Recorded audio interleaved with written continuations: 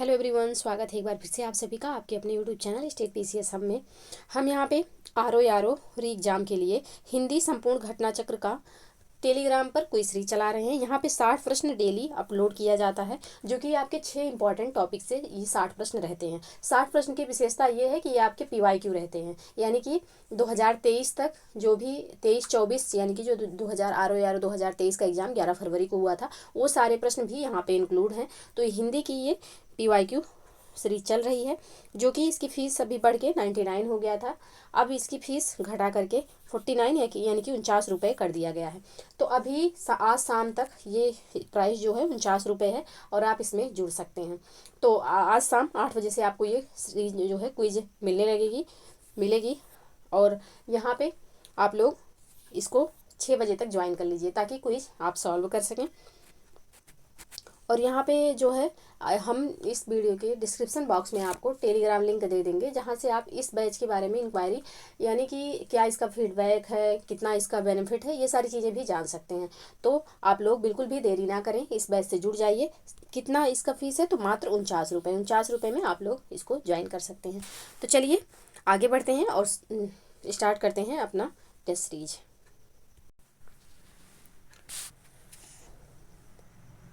चलिए अब यहाँ पे स्टार्ट करते हैं आज का अपना ये टेस्ट सीरीज। और ये टेस्ट जो है हम लोग हिंदी का बहुत ज़्यादा टेस्ट सॉल्व किए हैं, उस हिसाब से हमने जीएस का नहीं सॉल्व करा है। तो आज से हम यहाँ पे सब्जेक्ट वाइज टेस्ट जो है सॉल्व करेंगे। सब्जेक्ट वाइज ये टेस्ट आपको भले ही यहाँ पे आपको 10 क्वेश्चन 15 क्वेश्चन मिले, लेकिन आप देखेंगे कि यहाँ पे आपको 20-25 क्वेश्चन का बेनिफिट मिलेगा। ये जो प्रश्न है इनको हम सॉल्व करेंगे, साथ ही साथ हम यहाँ पे मैप बेस है, जो भी क्वेश्चन सॉल्व करेंगे मैप देखते हुए चलेंगे। जब हम मैप देखेंगे तो वो चीज़ें हमको ज़्यादा विजुलाइज होंगी और वो चीज़ें ज़्यादा समय तक हमको याद रहेंगी। तो इस बेसिस पे आज से हम ये अपना टेस्ट स्टार्ट कर रहे हैं, इसको सॉल्व करेंगे। यहाँ पे जो प्रश्न है ये आपके IAS लेवल का, आप PCS RO सबके लिए ये बेनिफिट देगा, यानी कि कोई भी एग्जाम आप दे रहे हैं तो ये टेस्ट सीरीज अगर आप सॉल्व करते हैं तो आपको बेनिफिट मिलेगा। तो चलिए स्टार्ट करते हैं अपना ये टेस्ट सीरीज। तो यहाँ पे पहला प्रश्न है कि 8 डिग्री चैनल निम्नलिखित में से किसको पृथक करता है? भारत को श्रीलंका से, लक्षद्वीप को मालदीव से, अंडमान को निकोबार द्वीप समूह से, या फिर इंदिरा पॉइंट को इंडोनेशिया से। तो 8 डिग्री चैनल के बारे में बात हो रहा है, तो ये किसको किसको अलग करता है? तो 8 डिग्री चैनल जो है यह लक्षद्वीप जो कि भारत का एक द्वीप है और मालदीव को अलग करता है। तो ये भारत के लक्षद्वीप को मालदीव से अलग करता है। ऑप्शन बी यहाँ पे सही आंसर हो जाएगा। अब यहाँ पे इसकी स्थिति थोड़ा सा देख लेते हैं। तो यहाँ पे कुछ रहा मालदीव का, और ये जो 8 डिग्री है यहाँ पे पाई जाती है 8 डिग्री अक्षांश। 8 डिग्री चैनल जो है, जिसको 8 डिग्री चैनल भी बोला जाता है, तो ये जो है मालदीव और लक्षद्वीप के बीच में पाई जाती है। नेक्स्ट है, निम्नलिखित राज्यों में से किस एक की सीमाएं अन्य राज्यों की अधिकतम संख्या के साथ साझी हैं? मध्य प्रदेश, पश्चिम बंगाल, छत्तीसगढ़ या फिर आंध्र प्रदेश। तो इसका जो सही आंसर यहाँ पे हो जाएगा, तो किसके साथ सर्वाधिक सीमा जो है साझा करती हैं? तो सबसे पहले हम देखेंगे कि कौन कौन से राज्य कितने कितने जो है राज्यों से सीमा साझा कर रहे हैं। तो यहाँ पे मध्य प्रदेश दिया हुआ है, तो आइए मैप में देख लेते हैं। मध्य प्रदेश आपका ये रहा आपका MP, हम शॉर्ट फॉर्म में लिख दे रहे हैं MP रहा। तो MP जो है उत्तर प्रदेश से, राजस्थान से, गुजरात से, महाराष्ट्र से और किससे? तो और छत्तीसगढ़ से सीमा साझा करता है। तो कितने राज्यों से? 5 राज्यों से जो है मध्य प्रदेश सीमा साझा करता है। तो मध्य प्रदेश हो गया यहाँ पे 5 राज्यों से। साथ ही दूसरा ऑप्शन क्या है? तो दूसरा ऑप्शन है पश्चिम बंगाल। तो पश्चिम बंगाल कितने राज्यों से सीमा साझा करता है? तो ये रहा आपका पश्चिम बंगाल। और पश्चिम बंगाल जो है यह सीमा साझा करता है अपना उड़ीसा से, उड़ीसा के साथ सीमा साझा कर रहा है, झारखंड के साथ, बिहार के साथ, साथ ही मणिपुर के साथ और असम के साथ भी सीमा साझा कर रहा है। याद रखिएगा मेघालय के साथ ये सीमा साझा नहीं करता है। तो यहाँ पे कितने राज्यों से ये सीमा साझा कर रहा है? तो पश्चिम बंगाल भी 5 राज्यों से सीमा साझा कर रहा है। तो पश्चिम बंगाल भी 5 राज्य हो गया। नेक्स्ट जो ऑप्शन है यह है छत्तीसगढ़। अब छत्तीसगढ़ आप देख पा रहे होंगे, यहाँ ये रहा आपका छत्तीसगढ़, और कितने राज्यों से ये सीमा साझा कर रहा है, तो ये उत्तर प्रदेश से भी सीमा साझा कर रहा है, और झारखंड से भी सीमा साझा कर रहा है, उड़ीसा से भी सीमा साझा कर रहा है, आंध्र प्रदेश से भी सीमा साझा है इसका, और तेलंगाना, महाराष्ट्र और मध्य प्रदेश। तो ये कितने राज्यों से सीमा साझा कर रहा है, तो छत्तीसगढ़ जो है यह टोटल 7 राज्यों से सीमा साझा कर रहा है। तो छत्तीसगढ़ 7 राज्यों से सीमा साझा कर रहा है। साथ ही नेक्स्ट जो ऑप्शन है यह है आंध्र प्रदेश। तो आंध्र प्रदेश कितने राज्यों से सीमा साझा कर रहा है, आंध्र प्रदेश ये रहा, इसकी तटीय सीमा जो है गुजरात के बाद दूसरे स्थान पर सबसे ज़्यादा है, यानी कि पहले स्थान पर गुजरात की तटीय सीमा है, सेकंड स्थान पर आंध्र प्रदेश की है। तो ये कितने राज्यों से लगा हुआ है, तो ये उड़ीसा से सीमा साझा करता है, साथ ही छत्तीसगढ़ से सीमा साझा करता है, तेलंगाना से करता है, कर्नाटक से करता है और तमिलनाडु से करता है।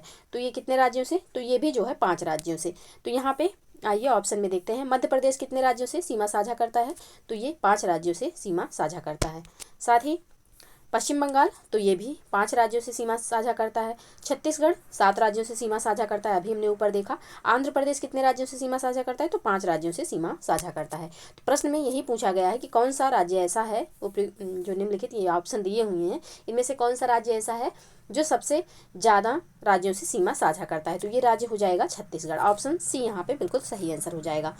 नेक्स्ट प्रश्न है, सिक्किम राज्य निम्नलिखित में से किनसे घिरा हुआ है, चीन, नेपाल, भूटान और पश्चिम बंगाल, भूटान, नेपाल, पश्चिम बंगाल और असम, चीन, नेपाल, पश्चिम बंगाल और असम, या फिर चीन, भूटान, पश्चिम बंगाल और असम। तो यहाँ पे देखना है, चलिए देखते हैं मैप में कि जो है सिक्किम जो है किनसे घिरा हुआ है और किनसे अपनी सीमा साझा कर रहा है। तो यहाँ पे आपका सिक्किम जो है ये रहा,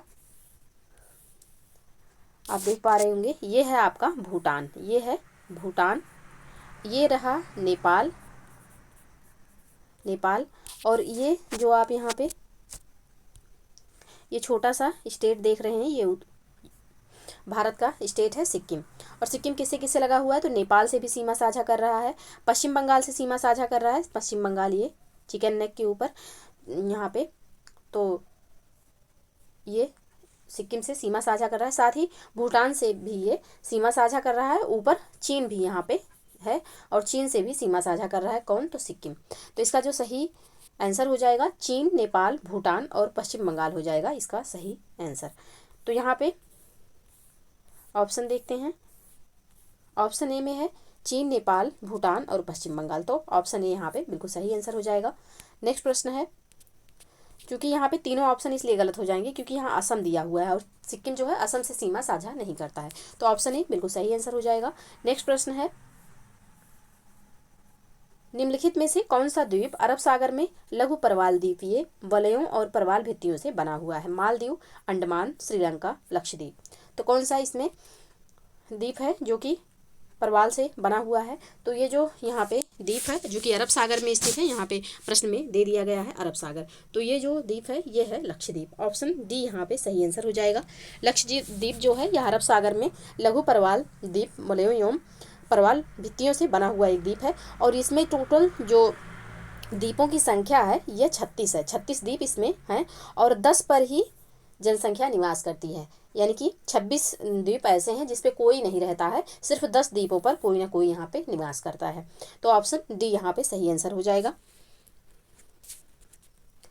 नेक्स्ट प्रश्न है, मैकमोहन रेखा का उल्लेख भारत के साथ किस देश के संबंध के संदर्भ में किया जाता है, तो मैकमोहन रेखा किन किन भारत और किस देश के बीच स्थित है, तो यहाँ पे बांग्लादेश, चीन, म्यांमार और नेपाल दिया हुआ है।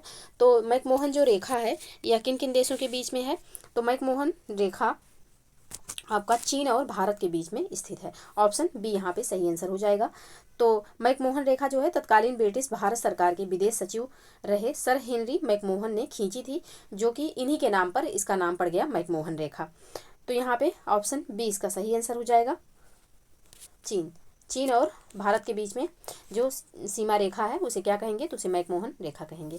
नेक्स्ट प्रश्न है, म्यांमार के साथ भारत के कितने राज्यों की साझी सीमा है? 2, 3, 4 या फिर 5? तो सबसे पहले मैप देखेंगे। तो म्यांमार के साथ भारत के कितने राज्य जो है अपनी सीमा साझा करते हैं। ये आउटलाइन मैप है, यहाँ पे हम देख पाएंगे। तो सबसे पहले आपको दिखाई देगा, ये रहा आपका अरुणाचल प्रदेश, साथ ही यहाँ पे ये छोटा सा राज्य है नागालैंड, ये है आपका मणिपुर और ये है आपका मिजोरम। तो यहाँ पे देख पा रहे होंगे 4 राज्य ऐसे हैं जो कि म्यांमार से सीमा साझा करते हैं, और ये है आपका म्यांमार है ये। और अरुणाचल प्रदेश, नागालैंड, मणिपुर और मिजोरम, 4 राज्य ऐसे हैं जो कि म्यांमार से सीमा साझा कर रहे हैं।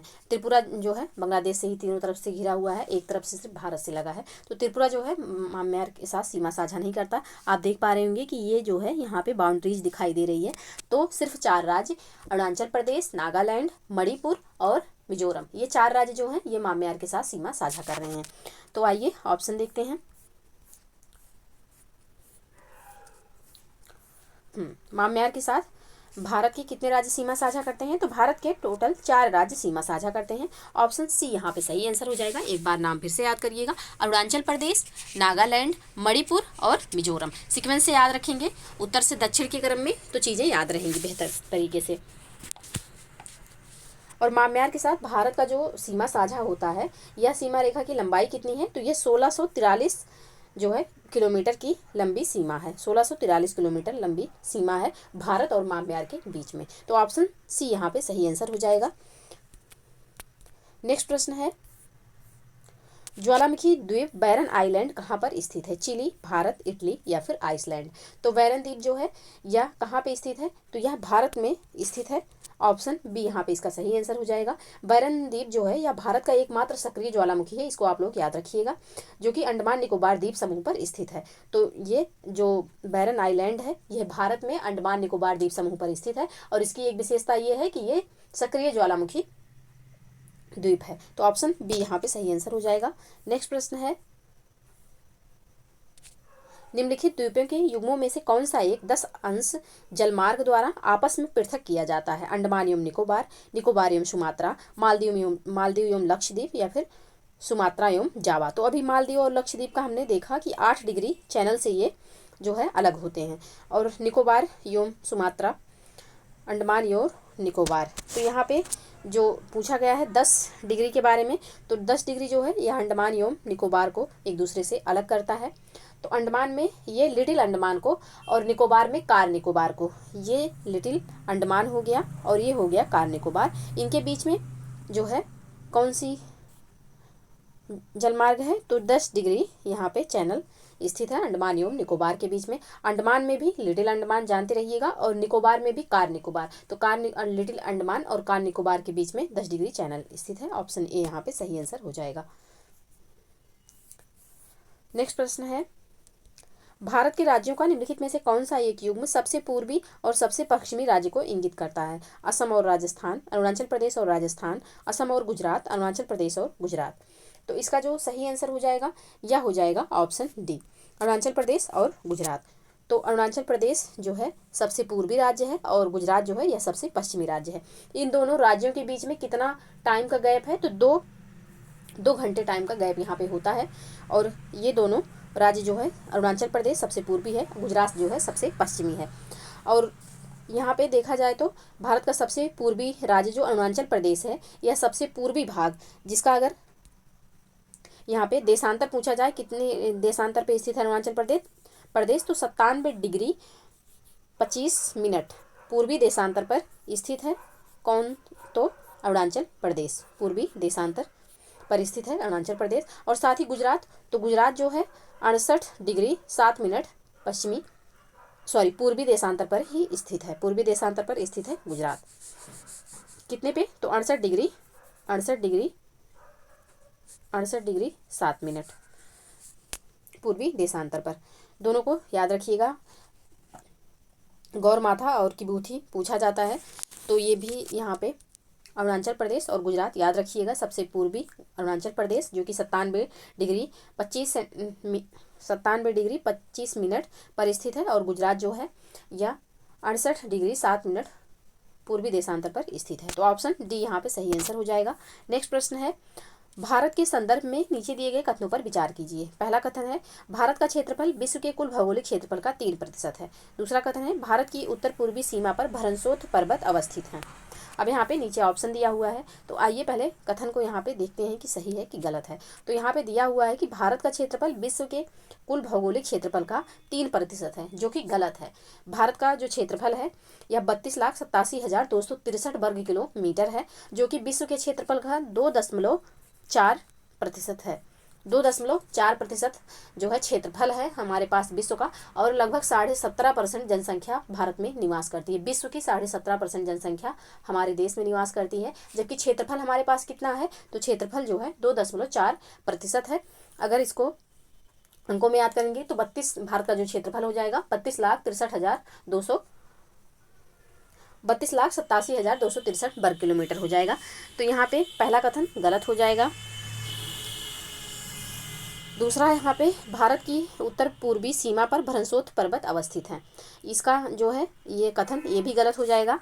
इसका जो सही आंसर होगा, तो भारत की उत्तर पूर्वी सीमा पर नवीन वलित पर्वत हिमालय स्थित है, ना कि भरनसोत पर्वत। तो इसको याद रखिएगा, उत्तर पूर्वी सीमा पर भरनसोत पर्वत ना होकर के नवीन वलित पर्वत हिमालय स्थित है। तो यहाँ पे दोनों कथन गलत हो जाएंगे। तो इसका जो सही आंसर हो जाएगा यह हो जाएगा ऑप्शन डी, ना तो 1 और ना ही 2। नेक्स्ट प्रश्न है भारत के संदर्भ में नीचे दिए गए कथनों पर विचार कीजिए। भारत की लंबाई उत्तर से दक्षिण की ओर पूर्व से पश्चिम की अपेक्षा अधिक है। दूसरा कथन है 82 डिग्री 30 मिनट पूर्वी देशांतर को भारत का मानक यामोत्तर माना गया है। तो यहाँ पे उपयुक्त में से कौन सा कथन सही है? तो आइए पहले कथन की व्याख्या करते हैं। तो भारत की लंबाई उत्तर से दक्षिण की ओर पूर्व से पश्चिम की अपेक्षा अधिक है। तो यहाँ पे आइए मैप ही देख लेते हैं, क्योंकि मैप से चीज़ें ज़्यादा क्लियर होती हैं। तो ये मैप रहा, और ये रहा आपका, ये उत्तर से दक्षिण की लंबाई है और ये पश्चिम से पूर्व की लंबाई है। तो आप देख पा रहे होंगे खुद ही कि जो उत्तर से दक्षिण की लंबाई है वह अधिक है बजाय पूर्व से पश्चिम के चौड़ाई के। तो यहाँ पे जो उत्तर से दक्षिण की दूरी है कितनी है, तो 3214 किलोमीटर है। ये 3214 किमी हो जाएगा तो उत्तर से दक्षिण की दूरी, और साथ ही पश्चिम से पूरब की जो चौड़ाई है ये कितना है, तो ये है 2933 किलोमीटर। 2933 किलोमीटर ये हो जाएगा।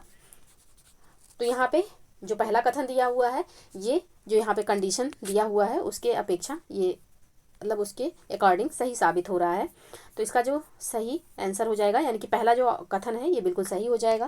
पहला कथन यहाँ पे बिल्कुल सही है। और साथ ही 82.5 डिग्री पूर्वी देशांतर रेखा को भारत का मानक यामोत्तर माना गया है, यानी कि जो हमारा सबसे पूर्वी राज्य है अरुणाचल प्रदेश, और जो सबसे पश्चिमी राज्य है, अभी हमने बताया कि 2 घंटे का यहाँ पे समय का डिफरेंस पाया जाता है, लेकिन माना क्या गया है, पूर्वी देशांतर 82.5 डिग्री को यहाँ पे एक मानक समय मान लिया गया है कि इसी के अकॉर्डिंग हम टाइम को सेट करेंगे।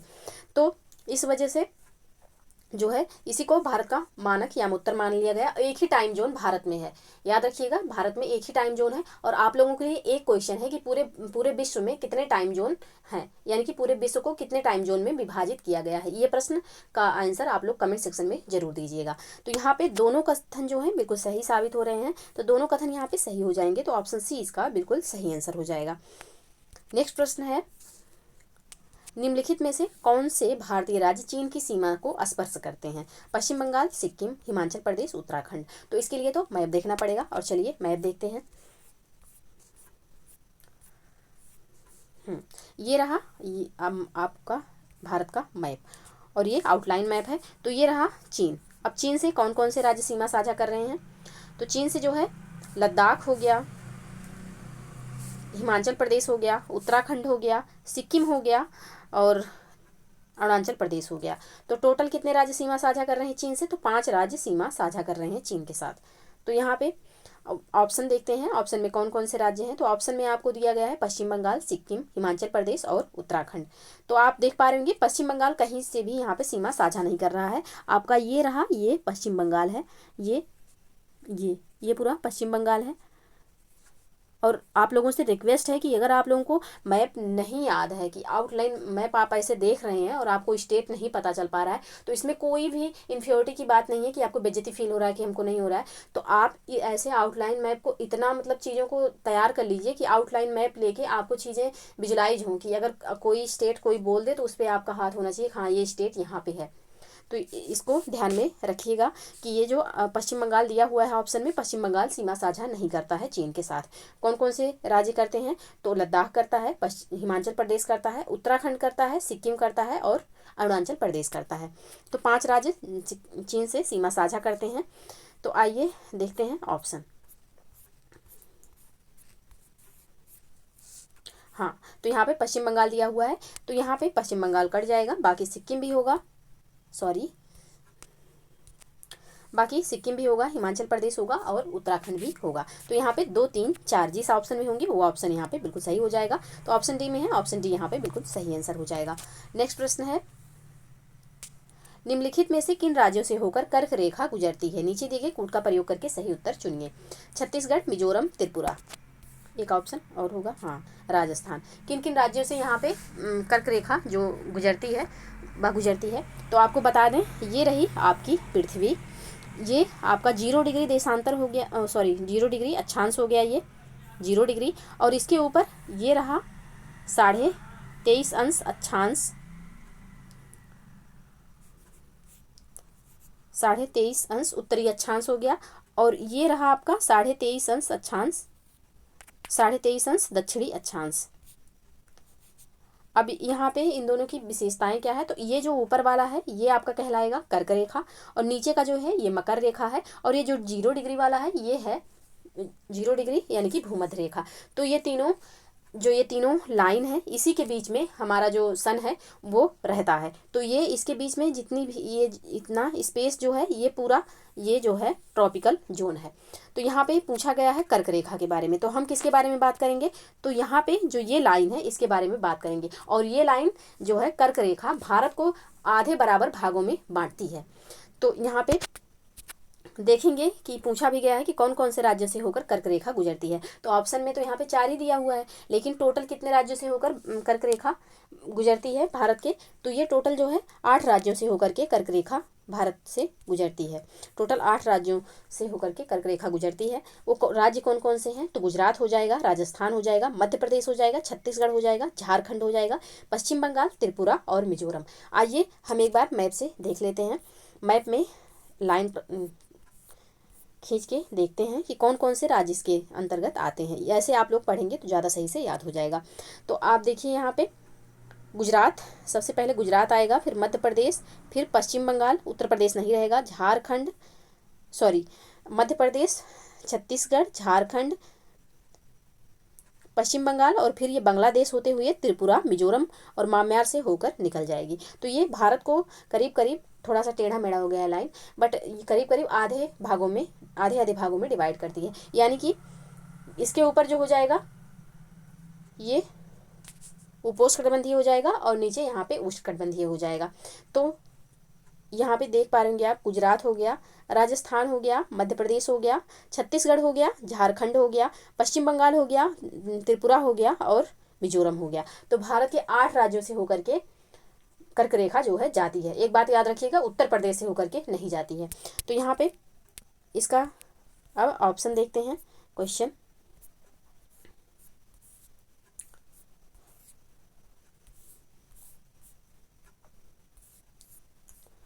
हाँ, तो क्वेश्चन इसका छत्तीसगढ़ दिया हुआ है, मिजोरम दिया हुआ है, त्रिपुरा और राजस्थान। तो इन चारों राज्यों से होकर के कर्क रेखा जो है गुजरती है। एक नदी है जो कि कर्क रेखा को 2 बार काटती है, और इस नदी का क्या नाम है? तो इस नदी का नाम है माही नदी। और इसका जो सही आंसर हो जाएगा ऑप्शन डी हो जाएगा, यानी कि उपयुक्त सभी। याद रखिएगा, कर्क रेखा भारत के कितने राज्यों से जाती है? तो 8 राज्यों से होकर के कर्क रेखा जाती है। ऑप्शन डी यहाँ पे बिल्कुल सही आंसर हो जाएगा। नेक्स्ट प्रश्न है, निम्नलिखित में से कौन सा कथन गलत है? अब यहाँ पे कथन बहुत ध्यानपूर्वक पढ़ने की जरूरत है। तो यहाँ पे पहला ऑप्शन हो जाएगा कि अरब सागर उत्तर पश्चिमी पठार में ज्वालामुखीय विस्फोट का परिणाम है, जिसके परिणाम स्वरूप पश्चिमी भाग नीचे धंसकर हिंद महासागरीय जल से भर गया। ऑप्शन बी है शिमला, डलहौजी, नैनीताल और मसूरी जैसे हिल स्टेशन लघु हिमालय में आते हैं। और ऑप्शन सी है भारत की सबसे लंबी भूसीमा बांग्लादेश के साथ लगती है। ऑप्शन डी है भारत के सुदूरतम पश्चिमी भाग में लमड़ीय दलदल पिग्मेलियन पॉइंट है। और यहाँ पे तो कौन सा कथन यहाँ पे गलत है ये पूछा गया है। तो यहाँ पे गलत कथन जो हो जाएगा वह हो जाएगा ऑप्शन सी, क्योंकि ऑप्शन सी नहीं, ऑप्शन डी हो जाएगा यहाँ पे, सॉरी ऑप्शन डी यहाँ पे सही आंसर होगा, क्योंकि यही कथन यहाँ पे गलत है। भारत के सुदूरतम पश्चिमी भाग में लवणीय दलदल पिग्मेलियन पॉइंट के बारे में दिया हुआ है। तो इसी जो ये पिग्मेलियन पॉइंट है इसका जो नवीनतम नाम हो गया है यह हो गया है इंदिरा पॉइंट। तो पहले पिग्मेलियन पॉइंट जो कहलाता था अब उसे इंदिरा पॉइंट कहा जाता है। तो इंदिरा पॉइंट कहाँ पे है, तो यह भारत के सुदूर दक्षिणी भाग में तमिलनाडु के पास कन्याकुमारी में ये स्थित है। क्या, तो पिग्मेलियन पॉइंट, ना कि यहाँ पे पश्चिमी भाग दिया हुआ है, तो पश्चिमी भाग में ना स्थित होकर के ये दक्षिणी भाग में स्थित है। तो यहाँ पे ऑप्शन डी इसका सही आंसर हो जाएगा प्रश्न के अकॉर्डिंग, क्योंकि यही कथन यहाँ पे गलत है। साथ ही यहाँ पे दिया हुआ है कि भारत की सबसे लंबी भूमध्य भूसीमा बांग्लादेश के साथ लगती है। तो एक ट्रिक आपको बताते हैं, इसको याद रखिएगा,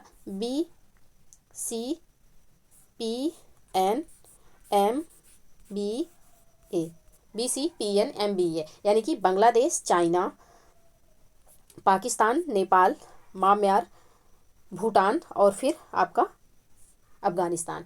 तो सबसे ज़्यादा सीमा कौन सा देश साझा करता है भारत के साथ, तो बांग्लादेश हो जाएगा। दूसरे स्थान पर किसका स्थान आता है, तो चाइना हो जाएगा। तीसरे स्थान पर पाकिस्तान है, चौथे स्थान पर नेपाल और पाँचवें स्थान पर आ जाएगा म्यांमार, छठे स्थान पर है भूटान और सातवें स्थान पर है कौन, तो अफगानिस्तान। अफगानिस्तान बहुत कम सीमा साझा करता है भारत के साथ। तो याद रखिएगा सबसे अधिक बांग्लादेश सीमा साझा करता है भारत के साथ और सबसे कम तो अफगानिस्तान सीमा साझा करेगा। तो यहाँ पे ऑप्शन सी हो गया। और ऑप्शन डी यहाँ पे जो दिया हुआ है कि शिमला, डलहौजी, नैनीताल, मसूरी जैसे हिल स्टेशन लघु हिमालय में आते हैं, बिल्कुल सही है।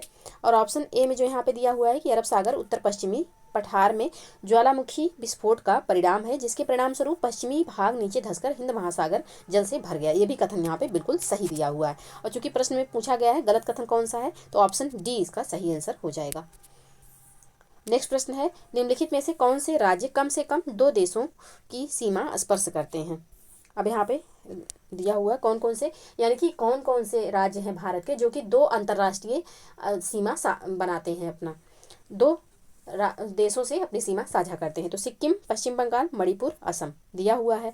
अब यहाँ पे देखना है कि इन चारों राज्यों में से कौन कौन ऐसा राज्य है जो है किसी देश के साथ अपना सीमा साझा कर रहा है। तो सिक्किम का यहाँ पे हमने पहले ही देखा कि सिक्किम जो है यह किसके साथ सीमा साझा कर रहा है, तो सिक्किम जो है नेपाल के साथ भी सीमा साझा करता है, भूटान के साथ भी सीमा साझा करता है, भूटान के साथ भी, और साथ ही जो है यह किसके साथ सीमा साझा करता है, तो साथ ही ये जो है चीन के साथ भी सीमा साझा करता है। तो ये 3 राज्यों से सीमा साझा कर रहा है और इसमें प्रश्न में पूछा गया है कि कम से कम 2 राज्यों से सीमा साझा करता है। तो ऑप्शन जो यहाँ पे पहला पॉइंट दिया हुआ है ये तो अपनी कंडीशन पूरी कर रहा है, तो यहाँ पे एक तो हो जाएगा। और साथ ही पश्चिम बंगाल दिया हुआ है, तो पश्चिम बंगाल अभी हमने देखा कि पश्चिम बंगाल जो है यह किसके साथ सीमा साझा करता है, तो बांग्लादेश के साथ भी सीमा साझा करता है और भूटान के साथ भी सीमा साझा करता है और नेपाल के साथ भी सीमा साझा करता है। हालांकि पश्चिम बंगाल चीन के साथ सीमा साझा नहीं करता, बांग्लादेश के साथ सीमा साझा करता है। अभी हम मैप भी देख लेंगे। तो ये भी पूरा कंडीशन अपना पूरा कर रहा है, 2 देशों से ज़्यादा यानी कि 3 देशों से ये अपनी सीमा साझा करता है। तो अब यहाँ पे दूसरा पॉइंट भी हो जाएगा। मणिपुर, तो मणिपुर जो है या किसके साथ सीमा साझा कर रहा था, तो हमने देखा था अरुणाचल प्रदेश, नागालैंड, मणिपुर और मिजोरम, ये 4 राज्य थे जो कि किसके साथ सीमा साझा कर रहे थे, तो म्यांमार के साथ सीमा साझा कर रहे थे।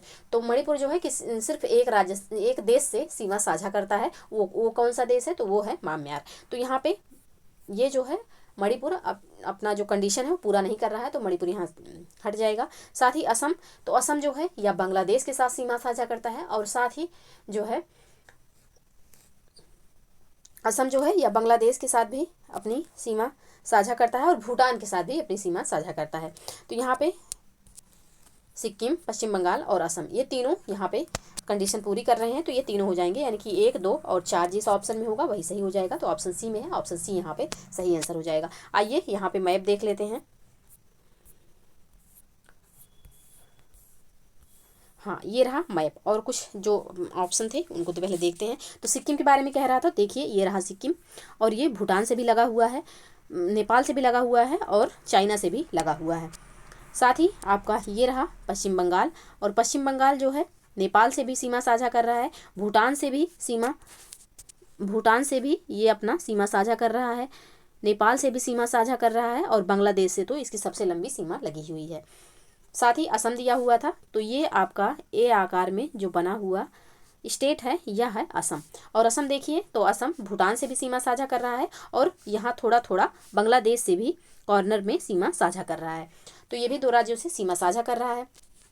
साथ ही एक राज्य दिया था मणिपुर, तो ये रहा आपका ये मणिपुर, जो कि आजकल बहुत चर्चा में है। यहाँ के जो मुख्यमंत्री थे उन्होंने इस्तीफा दे दिया है और राष्ट्रपति शासन लग गया है यहाँ पे। तो ये रहा आपका मणिपुर, और किससे सीमा साझा कर रहा है, तो सिर्फ म्यांमार से सीमा साझा कर रहा है। तो इसलिए ये कंडीशन नहीं पूरी कर रहा था। तो 3 राज्य ऐसे थे जो कि किसी 2 देश से सीमा साझा कर रहे थे। तो इसका आंसर हमने देखा। चलिए आगे बढ़ते हैं और सॉल्व करते हैं नेक्स्ट प्रश्न।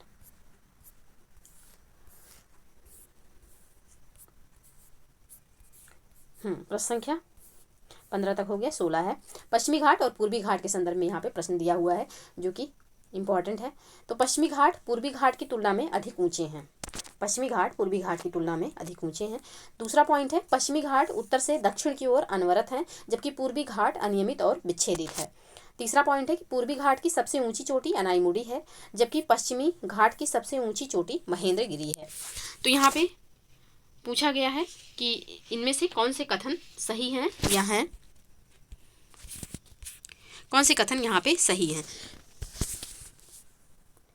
तो यहाँ पे पहला जो दिया हुआ है कि पश्चिमी घाट पूर्वी घाट की तुलना में अधिक ऊंचे हैं, बिल्कुल सही है।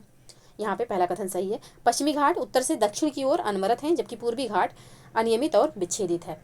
तो ये जो है दूसरा कथन भी यहाँ पे बिल्कुल सही है। और ऑप्शन डी में जो दिया हुआ है कि पूर्वी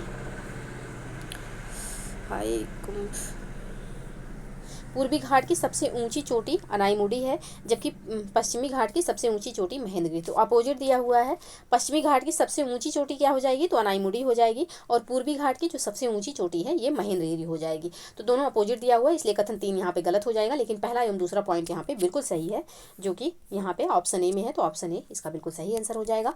नेक्स्ट प्रश्न है, पुदुचेरी के संदर्भ में निम्नलिखित कथनों पर विचार कीजिए। पुदुचेरी संघ राज्य क्षेत्र में एक दूसरे से पृथक 4 छोटे छोटे जिले शामिल हैं।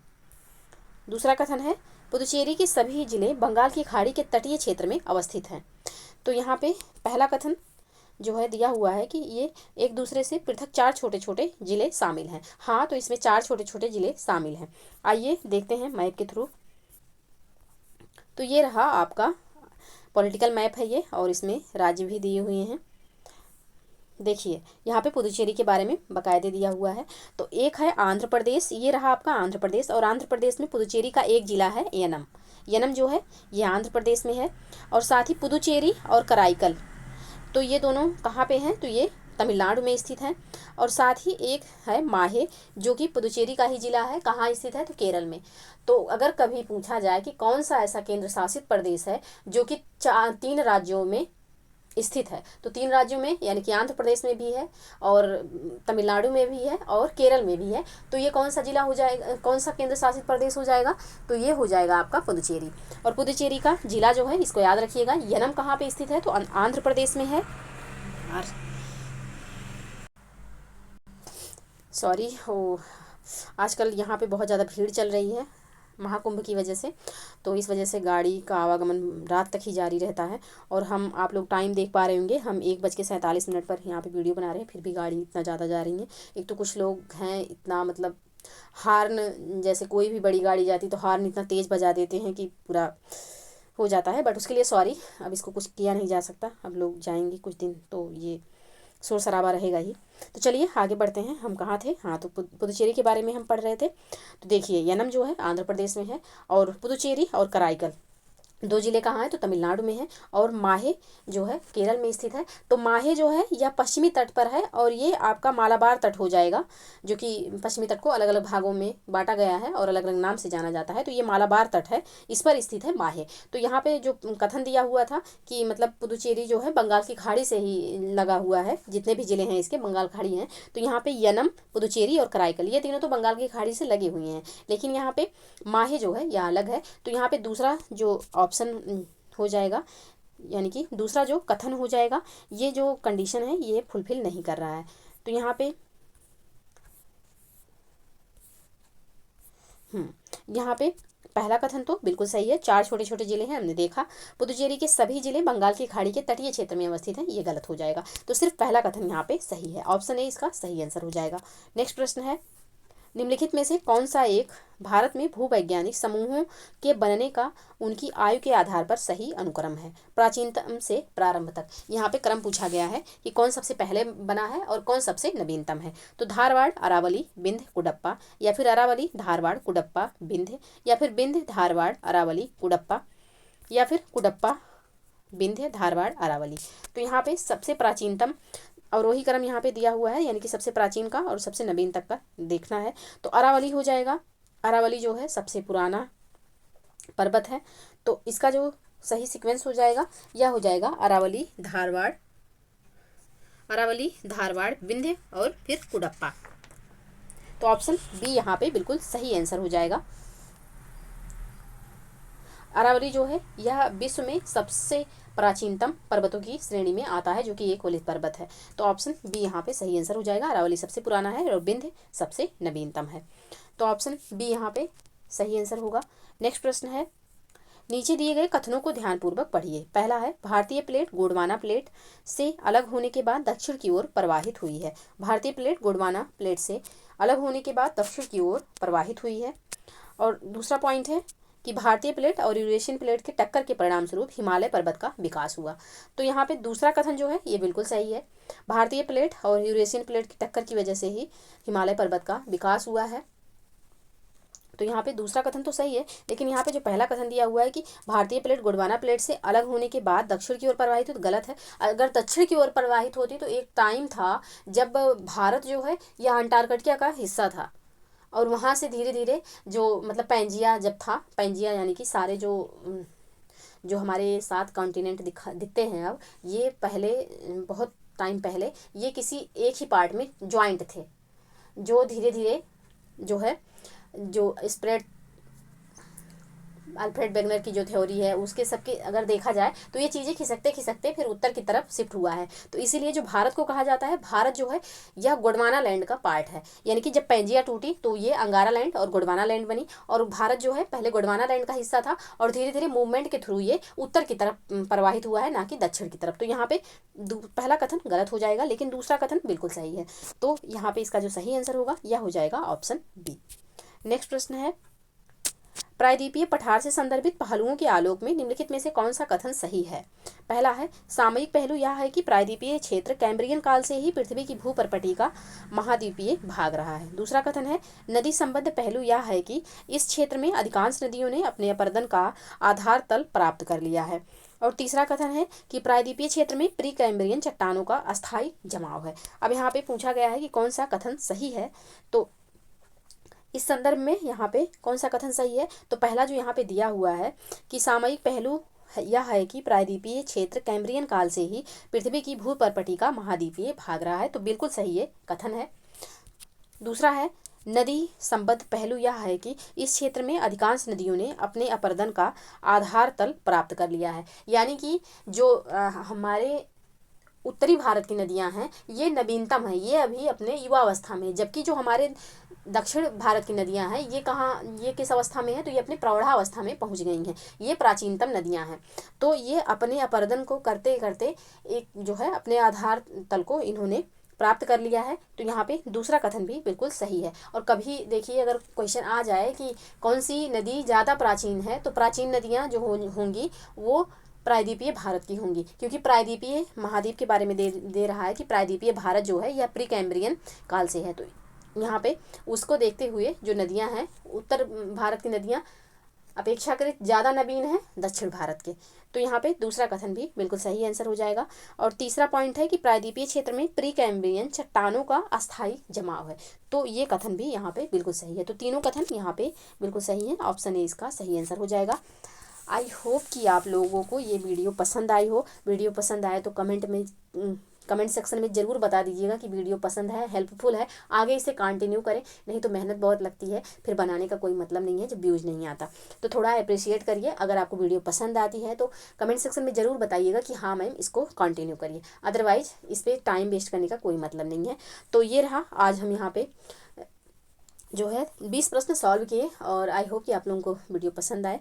वीडियो पसंद आए तो लाइक एवं शेयर जरूर कर दीजिएगा। चैनल पे यदि नए हैं तो चैनल को प्लीज़ सब्सक्राइब कर लीजिए। और साथ ही जो हमने क्विज के बारे में आपको पहले बताया हुआ है उसको आप ज्वाइन कर लीजिए। वहाँ पे आपको आरओ के साथ साथ आपको यूपीपीसीएस प्रीलिम्स सीसैट के पेपर और साथ ही यूपीपीसीएस मेंस में जो क्वेश्चन आते हैं, साथ ही बिहार मेंस में जो मतलब ऑब्जेक्टिव क्वेश्चन जो आपके 6 इंपॉर्टेंट टॉपिक हैं उनसे जितने भी क्वेश्चन पूछे जाते हैं सब यहाँ पे इन्वॉल्व हैं घटना चक्र पूर्वावलोकन में।